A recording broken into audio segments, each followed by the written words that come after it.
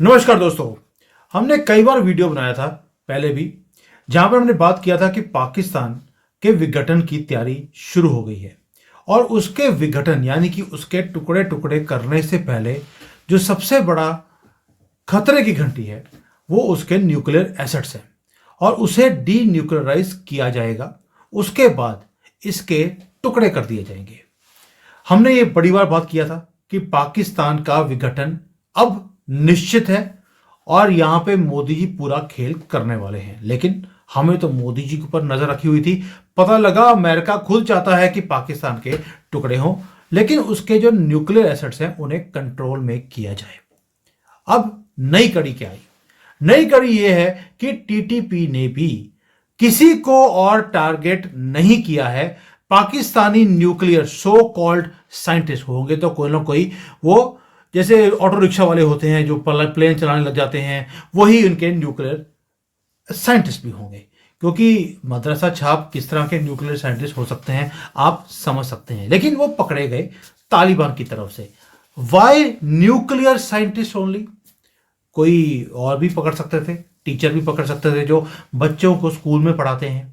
नहीं पकड़ा है। न्यूक्लियर साइंटिस्ट क्यों? यानी कि पीछे बहुत बड़ा एक खेल है डीप स्टेट का कि भाई किसी तरीके से इनके न्यूक्लियर एसेट्स को अपने कब्जे में किया जाए। अब कुछ और भी हुआ है अमेरिका में, जहां पर रिपब्लिकन्स ने बोल दिया कि तालिबान को आफ्टर ऑल सपोर्ट कर कौन रहा है, आज तक ये समझ नहीं आ रहा। अब वो सारी फाइलें भी खुलने वाली हैं। मुझे लगता है कहीं ना कहीं उमेश जी का नाम और मेरा नाम भी आने वाला है कि तालिबान को हमने भी पूरा सपोर्ट किया। भाई हम तो रोज उनके इतने इतने उनके गीत गाते हैं तालिबान के कि जो आप काम कर रहे हैं जबरदस्त है, आप प्लीज इसको रोकना नहीं। अब इस सारे मुद्दा के ऊपर बात करेंगे उमेश जी के साथ और शुरुआत करेंगे जय सिया राम से। जय Siya Ram. Sir, Taliban, Pakistan, American deep state, ये तो मुझे लगता है सारे एक ही पेज पे हैं। सर, मैं तो हमेशा ही आपको बोलता रहा हूं कि पाकिस्तान के विघटन से पहले उसका डीन्यूक्लियराइजेशन होना बहुत जरूरी है। आपको मालूम है यूक्रेन का कैसे हुआ था? जब सोवियत यूनियन का विघटन हुआ था, यूक्रेन के पास भी न्यूक्लियर एसेट। अमेरिका ने जाके वो सारे न्यूक्लियर एसेट, उनके जो यूरेनियम ग्रेड वेपनरी है, जो भी उनके साजो सामान है, सब उठा लिए। ठीक है। और उनको गारंटी भी दी कि जब भी अगर कोई प्रॉब्लम आया तो हम आपके सपोर्ट में आएंगे। रशिया ने भी बोल दिया कि हम आपको अश्योरेंस देते हैं कि आपके ऊपर कभी भी कोई प्रॉब्लम आएगा तो हम देखेंगे। तो सर, यही बात है कि जब तक आपके पास न्यूक्लियर वेपन्स रहते हैं, आपके ऊपर कोई हाथ नहीं लगा सकता। नॉर्थ कोरिया को ही देख लीजिए ना। वहां पे अपने किम बाबा रोज यूएस को धमकी देते हैं, अगर आप मेरे पास आए मैं यूएस पे मिसाइल छोड़ दूंगा, मेरे पास न्यूक्लियर वेपन है। यूएस डरा हुआ है। आप सोचिए, उस किम बाबा के कारण साउथ कोरिया डरा हुआ है, जापान डरा हुआ है, अमेरिका डरा हुआ है। सब लोगों को उसने संभाल लिया है। पाकिस्तान के अंदर अभी क्या है, ऐसा कोई सरफिरा पागल डिक्टेटर अभी तक तो आया नहीं। पर सर, कल अगर मौलाना मसूद अजहर अगर पाकिस्तान के प्रधानमंत्री बन गया तो क्या हो जाएगा? आपको मालूम ही है कि पाकिस्तान में कुछ भी हो सकता है। उनकी जो मेन पार्टी है, शहबाज शरीफ और ये बिलावल भुट्टो और इमरान इमरान खान का तो पॉलिटिकल कैरियर ऐसे ही खत्म कर दिया आर्मी ने। और ये दोनों डिस्क्रेडिटेड है। इनका कोई जमीनी नेता कोई है नहीं पाकिस्तान में। वहां पे आपने देखा तहरीक लबेद, साद रिजवी, उसकी पॉपुलैरिटी बढ़ रही है। और थोड़े दिन पहले मौलाना मसूद अजहर जो 20 साल से मुंह नहीं खोलता था, अभी सडनली चालू हो गया है। तो कहीं ना कहीं सर, आपको ये भी देखना पड़ेगा कि 15,000 लड़ाके तालिबान के वो खड़े हैं पाकिस्तान बॉर्डर में लड़ने के लिए। पाकिस्तान की आर्मी की ताकत है 7 लाख। उनके पास फाइटर एयरक्राफ्ट है, नेवी है। उसके बावजूद भी उनके अंदर वो दम है। क्यों? क्योंकि एक पाकिस्तानी पत्रकार ने बोला कि some section of the Pakistan army is supporting this radicals. ठीक है। तो मतलब आप, मेरा मानना है कि पाकिस्तान के अंदर एक यूनिट है पाकिस्तान आर्मी में, जो मिली हुई है तालिबान के साथ। और आपको ये भी मालूम है कि ईरान को वेपन ग्रेड यूरेनियम चाहिए, मिसाइल्स चाहिए। मिसाइल तो उनके पास है, उनको न्यूक्लियर वेपन चाहिए। वो चाहते हैं कि इसराइल को मैप से हटा दिया जाए। थोड़े दिन पहले आपने सुना होगा, अमेरिका ने पाकिस्तान की 4 फर्म्स के ऊपर सैंक्शंस लगा दिए थे, क्योंकि पाकिस्तान की शाहीन मिसाइल वो अपनी रेंज बढ़ा रहा था। अभी कुछ 2700 से 3000 किलोमीटर है और इसराइल और पाकिस्तान के बीच में डिफरेंस भी 3200 किलोमीटर का है। तो ऐसा भी हो गया था कि बात हो रही थी कि मोसाद शायद स्ट्राइक करे पाकिस्तान के अंदर, वो भी पॉसिबिलिटी है। तो पाकिस्तान के हमने दिखाया भी था कि पाकिस्तान के चैनलों में ये बात चल रही थी कि हमारे न्यूक्लियर एसेट्स में प्रॉब्लम आ सकती है। अब अमेरिका ने क्या किया, एक्सटर्नल सैबोटेज तो कर नहीं रहा है, इंटरनल सैबोटेज करो। पैसे तो दे ही रहे हैं इनको, हर हफ्ते $40 मिलियन, ठीक है। तो $40 मिलियन मतलब 160 मिलियन महीने का दे रहे हैं और साल का समझ लीजिए उनको 200 बिलियन दे रहे हैं, ठीक है, 2 बिलियन दे रहे हैं। इतना पैसा देने के बाद कुछ ना कुछ तो काम करवाएंगे ना। तो अब उन्होंने क्या किया, अब आपने देखा कि आज 16 से 18 साइंटिस्ट जो भी है उनके एम्प्लॉइज, जो लेबर्स, मतलब अलग अलग रिपोर्ट आ रही है। कहीं पे साइंटिस्ट बोला जा रहा है, कहीं पे बोला जा रहा है they are working in the atomic energy, ठीक है। सर लोग सब अलग अलग रिपोर्ट्स आ रही है, बट बात यह है कि पर्सपेक्टिव क्या है कि now they are attacking the most prized asset जो पाकिस्तान के पास है, जो मुस्लिम देशों का प्राइड है, इस्लामिक बॉम्ब, उस फैसिलिटी पे अटैक कर रहे हैं। और उस फैसिलिटी पे अटैक करके वहां पे जो भी काम करने वाला है उनके अंदर डर और दहशत का एक माहौल बनाने की कोशिश किया जा रहा है। तो क्या होगा, कोई आदमी काम करने नहीं जाएगा। पाकिस्तान की जो न्यूक्लियर फैसिलिटीज है वो अनगार्डेड रहेगी, क्योंकि तहरीके तालिबान ने तो बोल ही दिया कि पाकिस्तान के जो भी लॉ इन्फोर्समेंट एजेंसीज है हम सबको मौत के घाट उतार देंगे। और अभी तो उन्होंने जैसे पाकिस्तान के जब लड़ाके वहां पे अफगानिस्तान में जाके बमबारी की, तो उन्होंने 71 लेडीज और बच्चों को मार दिया उस एयर स्ट्राइक में। और तालिबान ने बोल दिया this will not go without, इसका बदला जरूर लिया जाएगा। और आज उसी का ये कड़ी है। अब इन्होंने स्ट्राइक किया है पाकिस्तान के न्यूक्लियर एसेट्स पे, और मेरे हिसाब से डी न्यूक्लियराइजेशन ऑफ पाकिस्तान चालू हो चुका है। थोड़ा टाइम लगेगा, पहले तो उनके जो एम्प्लॉइज है उनको मौत के घाट उतारेंगे, फिर बाद में सिक्योरिटी फोर्सेस को करेंगे। कल बाई चांस उनके पास वेपन ग्रेड यूरेनियम आ जाए और वो वेपन ग्रेड यूरेनियम रख के वो ईरान को बेच दे, कुछ भी हो सकता है। पाकिस्तान में तो उनकी जो आर्मी है पूरी भ्रष्ट है, और एक एक सेक्शन ऑफ द आर्मी तो सपोर्ट करती है इन रेडिकल्स को। तो सर कुछ भी हो सकता है सर। और अमेरिका का डर वाजिब है। 9/11 वो भूला नहीं है, अमेरिका 9/11 भूला वही नहीं है। सर, 9/11 भूला नहीं है। यही अफगानी हैं जिन्होंने 9/11 का अटैक किया था। उन्हीं अफगानियों को पैसे भी दे रहे हैं। और जैसे ही वहां पर जो रिपब्लिकन्स हैं उन्होंने बोला कि भाई आप तालिबान को 2021 से पैसा क्यों दे रहे हो, जब उन्होंने ये सारी बातें बोली हैं तो बाइडेन के पास जवाब नहीं था। और उसके बाद इलॉन मस्क ने भी बोल दिया कि आई एम वेरी सरप्राइज्ड कि यूएस का पैसा तालिबान के पास जा रहा है। वही तालिबान, जब ये सारे ट्वीट्स आ रहे थे, तालिबान ने भी एक ट्वीट किया, ये वाला। और ये ट्वीट होने के कुछ मिनटों के बाद उन्होंने इस ट्वीट को डिलीट भी कर दिया था। ये बोलकर कुछ बोला नहीं, डिलीट कर दिया, बट हमने भी स्क्रीनशॉट निकाल लिया था उसका। तो आप समझिए, तालिबान जिसको अमेरिका सपोर्ट कर रहा है आज की डेट में ताकि पाकिस्तान के टुकड़े हो जाए, वो तालिबान अमेरिका को याद दिला रहा है तुम्हारे टुकड़े भी करने के लिए हम तैयार हैं। सो ये डबल स्वॉर्ड नहीं है? देखिए सर, यूएस अपनी फोर्सेस नहीं भेजना चाहता, वो एक एक्सटर्नल एग्रेशन होता है। इन नॉन स्टेट एक्टर्स को, अब आप एक नेबरिंग कंट्री को इन्वॉल्व किया जाता है तो उसको कोई बोलेगा नहीं, ठीक है। एक तरह से पाकिस्तान में डल का माहौल बनाने की कोशिश की जा रही है। पाकिस्तान के पास आज भी 170 न्यूक्लियर वेपन्स है। ऐसा नहीं है कि पाकिस्तान को हम वीक समझे। भारत के बहुत सारे विशेषज्ञ बोलते हैं कि पाकिस्तान की हमसे तुलना क्यों करते हो।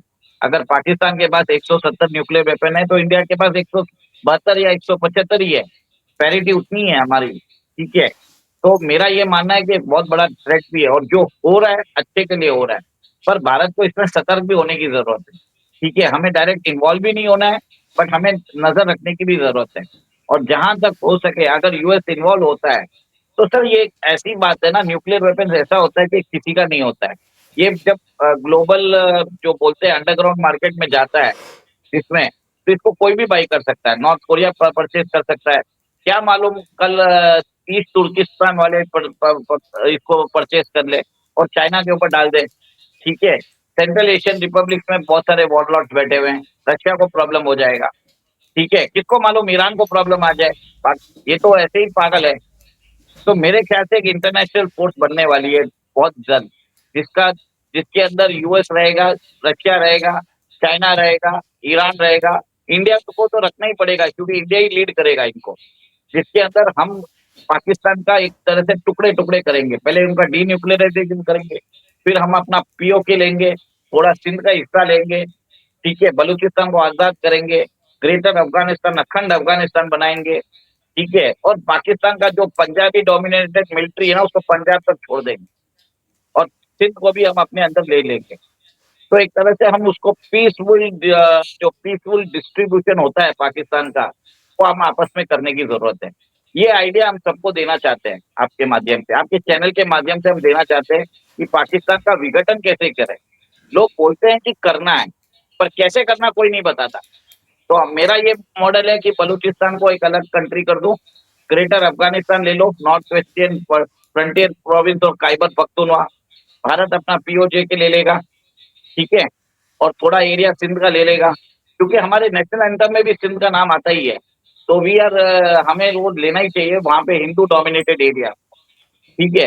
पाकिस्तान का एक छोटा सा हिस्सा छोड़ के उसको डीन्यूक्लियराइज करके छोड़ देना चाहिए, तो वहां पे इनको अक्कल आएगी। उससे पहले सर कभी हम ये नहीं सोचते कि एक्शन प्लान क्या होगा।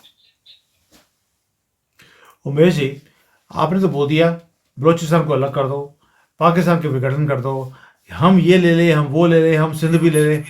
इतना पॉसिबल है क्या? सर हमें सोचना पड़ेगा ना, पहले तो करने के लिए सोचना भी तो जरूरत है। हम अब बात कर रहे थे डी न्यूक्लियराइजेशन की, कौन सा चैनल कर रहा था ये बात। सब लोग तो बोल रहे थे कि पाकिस्तान की औकात नहीं है, पर पाकिस्तान के न्यूक्लियर वेपन देखो तो उसकी औकात है सर। 170 न्यूक्लियर वेपन कोई मायने रखता है, ठीक है।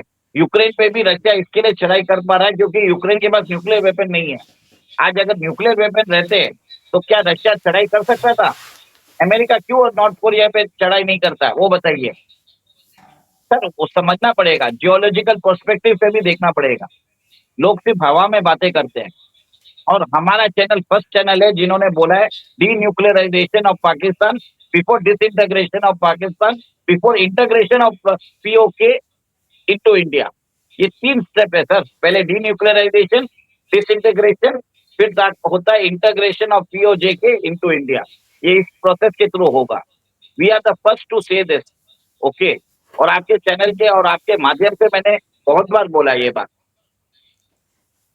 पर उमेश जी, मुझे एक चीज़ बताइए, आगे ट्रंप आने वाले हैं। अब बाइडन की जो सारी पॉलिसीज थी, आपको मालूम है, वो सारी की सारी तालिबान को सपोर्ट करने की थी। वहां पर गवर्नमेंट को, तालिबान की गवर्नमेंट को बिठाना, उसके बाद पैसे देने, ये उनका ग्रैंड प्लान के अंदर आता था, ताकि इस एरिया में कोई ना कोई प्रॉब्लम्स खड़ी खड़ी हों। आपको लगता है कि ट्रंप के आने के बाद भी तालिबान को सपोर्ट किया जाएगा कि जाओ जाकर ठोको और डी न्यूक्लियराइज करो पाकिस्तान को? सर पहले तो आप सोचिए कि यूएस ने $80 बिलियन के जो अपने आर्म्स एंड एम्यूनिशन क्यों छोड़े थे। वो प्रॉब्लम क्रिएट करना चाहता था पाकिस्तान में, वो प्रॉब्लम क्रिएट करना चाहता था ईरान में, वो प्रॉब्लम क्रिएट करना चाहता था रशिया के लिए, ये प्रॉब्लम क्रिएट करना चाहता था चाइना के लिए, वो प्रॉब्लम क्रिएट करना चाहता था सेंट्रल एशियन रिपब्लिक के लिए, वो प्रॉब्लम क्रिएट करना चाहता था इंडिया के लिए। तो इसके लिए वो छोड़ा गया, और उसके ऊपर एडिशनल $40 मिलियन पर वीक दे रहे थे उनको। तो यूएस का तो एक ही सिंपल चीज है कि प्रॉब्लम करो। सर यूएस का तो एक ही प्लान है, पैसा दो, अपने आर्म्स बेचो, इंस्टेबिलिटी क्रिएट करो, ठीक है, इसके लिए किया है। ट्रम्प क्या कर रहे हैं? ट्रम्प बोलते हैं हमको कोई प्रॉब्लम नहीं है, हम क्यों आर्म्स बेचे, हम तो सीधा जाके ऑक्यूपाई कर लो, ठीक है, वहां पे अपनी एक फ्रेंडली कंट्रीज के हाथ में दे दो। तो ऐसे भी वो आप जानते हैं कि Trump is known to be anti Pakistan. जो पाकिस्तान को, जो अभी आपने देखा है कि बाइडेन ने क्या किया, $40 बिलियन यूएस को पाकिस्तान को दे दिए, $20 बिलियन वर्ल्ड बैंक के थ्रू दे रहे हैं, $20 बिलियन प्राइवेट लेंडिंग सपोर्ट कर रहे हैं। तो ये डेमोक्रेट्स तो होते ही है, फेवरेबल है पाकिस्तान के। जैसे अभी ब्रिटेन में लेबर पार्टी है, वो प्रो पाकिस्तान है। Democrats have always been pro Pakistan, ये समझ के चलिए। तो भले बाइडन हो या बराक हुसैन ओबामा हो, एक ही है सब लोग।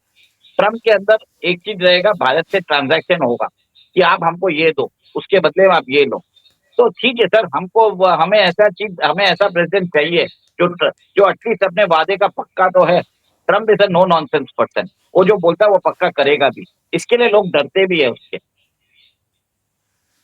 दैट मीन्स अब ट्रंप आने वाला है, एंटी पाकिस्तान नैरेटिव और ज़्यादा स्ट्रांग होगा। तालिबान को जो सपोर्ट किया गया है अब आगे जाकर और किया जाएगा, और पाकिस्तान को डी न्यूक्लियराइज कर कर इसकी पूंछें काट दी जाएंगी। मूछें तो इनकी वैसे ही कटी होती हैं, 1000 साल से हमने देख लिया इनको। तो यानी कि अब पाकिस्तान का फुल एंड फाइनल होना तय है। अब आगे जाके देखते हैं मोदी जी इसके अंदर कब घी डालेंगे इस लगी हुई आग को। मुझे लगता है उमेश जी, मोदी जी इस आग को बुझने नहीं देंगे जो तालिबान और पाकिस्तान के बीच में अमेरिका के डीप स्टेट ने लगा दिया है। या आपको लगता है कि मोदी जी बस राम सेवा के वहां पर टीवी देख रहे हैं और पॉपकॉर्न खा रहे हैं? देखिए, मोदी जी का एक ही चीज है, वो अफगानिस्तान के अवाम के साथ है। न तो वो तालिबान के साथ है, न नॉर्दर्न अलायंस के साथ है। तो पाकिस्तान और अफगानिस्तान के जो हुक्मरान है वो जानते हैं इस बात को। वो भारत का स्टैंड वेरी क्लियर है, we are with the people of Afghanistan. ठीक है। तो जो भी करना है, ये जो अफगानिस्तान के जो अभी जो गवर्नमेंट है तालिबान की, वो अभी अपना प्लान करेंगे ग्रेटर अफगानिस्तान का। पाकिस्तान का विघटन चालू हो चुका है सर। आप देखिए बहुत सारे एरिया में तो उनके जो बस बाउंड्री उनके नाम पे है, कब्जा तालिबान का है उधर। ठीक है। और वो धीरे धीरे बढ़ रहा है। और आप देखना आज के इंसिडेंट के बाद लोग और डर जाएंगे। ठीक है। ऐसा भी हो सकता है कि पाकिस्तान का एडमिनिस्ट्रेशन लाहौर और रावलपिंडी और इस्लामाबाद तक ही रहे। बाकी बहुत सारी जगह पे आप देखेंगे बलूचिस्तान वाले उनको मौत के घाट उतार रहे हैं। हिंदू देश लिबरेशन आर्मी मौत के घाट उतार रहे हैं। पाकिस्तान तालिबान उनके पीछे है। अफगानिस्तान तालिबान उनके पीछे है। और हम बॉर्डर पे तो हम है ही ना सर, 4000 किलोमीटर के बॉर्डर पे। तो सोचिए कहाँ जाएगा वो। बिल्कुल सही है। अब ये यानी कि सारी फोर्सेस को इकट्ठे मिलकर काम करना चाहिए, और शायद मोदी जी को जो उन्होंने सीज फायर किया हुआ है पाकिस्तान के साथ वो भी शायद ख़त्म कर देना चाहिए, क्योंकि ताकि वो पाकिस्तान घर के अंदर ईस्टर्न बॉर्डर और वेस्टर्न बॉर्डर सभी जगह अच्छी तरह से पेला जाए। जैसे पंजाबी में बोलते हैं पेलना, तो ये पेला जाए, क्योंकि ये पेला और उसके बाद ये बेलन चलाने के लायक ही रहेंगे। वैसे भी वहां पर ये मटरों को छीलकर उनको बेलन से फ्लैट करके उसमें से खाना ही बनाते हुए आपको दिखाई देते हैं। सर, आपको नहीं लगता कि मोदी जी को भी अपना जो बॉर्डर है जिसके ऊपर सीज फायर हमने किया है, फायदा क्या है हमें? सर धीरे से लेंगे ना सर, बिना कुछ विदाउट फायरिंग वन शॉट हम वो लेने की कोशिश करेंगे। ठीक है। मोदी जी बात समझते हैं, सबका साथ सबका विकास। तो पाकिस्तान को ऐसा बांटेंगे कि इसमें सबका विकास हो। इसमें अफगानिस्तान का विकास होगा, इसमें बलूचिस्तान का विकास होगा, भारत का विकास होगा। और सबका, चाइना को भी थोड़ा भाग दे देंगे, अमेरिका को भी बोल देंगे चलो आप ये ले लो। ठीक है। पीस मिल डिस्ट्रीब्यूशन करेंगे सर हम लोग। मुझे लगता है सबका साथ और सबका विश्वास, ये जो आपने उसका उदाहरण दिया है कि सबको कहेंगे आप अब थोड़ा आप ले लो, पियो कि हमारा हमें दे दो और काम खत्म। आरिफ जाकिया से मेरी एक बार बात हो रही थी एक शो के अंदर। ही वॉज टेलिंग मी कि यूनाइटेड नेशंस में जब मीटिंग होती है तो उसमें कई कंट्रीज ऐसी हैं, यूके, अमेरिका, भारत और इवन की यूरोपियन यूनियन, जो आकर बैठकर बात करते हैं कि भाई पाकिस्तान में से कौन कौन सा हिस्सा कौन लेकर जाएगा। तो भारत पहले बोलता है, भी पीओके के ऊपर तो बोलने की जरूरत नहीं है, वो तो हमारा है ही है, वो तो हम ले ही जाएंगे, इसके अलावा हमें आप क्या देते हैं ताकि हम आपको भी वहां पर कुछ टुकड़े आपको भी उस कंट्री के दे दें। यानी कि जो बात मुझे उन्होंने बोली थी वही चीज आपने भी बोलनी शुरू कर दी कि भाई सभी वहां पर ये बंदरबाट होने वाली है। अब देखते हैं कब होगी। बस आपको, मुझे लगता है सबको जय सिया राम के नारे और तेजी से लगाने हैं, नीचे टाइप करते रहना, और ये विघटन आपको अपनी आंखों के सामने बिना कुछ बुलेट चलाए मोदी जी इनके नाक के नीचे से खींच कर ले जाएंगे पीओके, वैसे ही जैसे इनके पैरों के नीचे से 370 का कारपेट छीन लेकर ले गए और ये सारे औंधे मुंह के बल गिरे हैं। तब देखते हैं आगे जाके क्या होता है। थैंक यू मेजी, थैंक यू। जय सिया राम। जय सिया राम सर।